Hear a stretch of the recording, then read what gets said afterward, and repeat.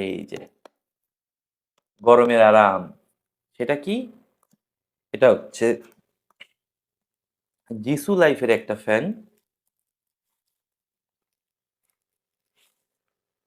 Sorry, Jisu লাইফের একটা fan. এটা ইউজার ম্যানুয়াল। ওয়াও, দারুণ একটা ফ্যান। এটার যদিও বলা আছে যে এটা প্রায় 4 ঘন্টা মতো ব্যাকআপ দিবে। এটা 3600 mAh এর একটা ফ্যান, 4 ঘন্টা প্লাস ব্যাকআপ দিবে।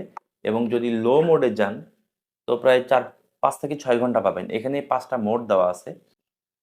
এটা হচ্ছে একটা মোড। কত পার্সেন্ট চার্জ আছে এখানে কিন্তু এটা শো করছে। তো কত পার্সেন্ট চার্জ সেটাও শো করবে এবং কত মোডে আছে সেটাও। এটা 5টা মোড আছে। প্রথমে হচ্ছে 1, আমি যদি এটা আপনাদেরকে দেখাই, এটা 1 এ আছে। এটা হচ্ছে 2 এ, 3, 4, 4, 5। এটা সর্বোচ্চ স্পিড।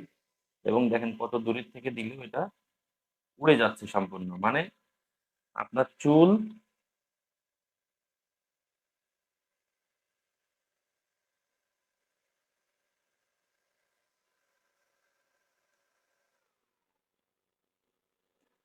সো এই ফ্যানটা কিন্তু আমার ব্যাগে খুব ইজিলি ধরে যায়। এবং আমি যখন বাইক রাইড করি মাঝে মধ্যে জ্যামের মধ্যে প্রচণ্ড গরম লাগে, তো এটা খুলে, হেলমেটটা খুলে জাস্ট এটা একটু এভাবে ধরলে, আহ, ওই গরমের সময় দারুণ একটা, এবং এটা ধরতেও খুবই কমফোর্ট, দারুণ একটা জিনিস।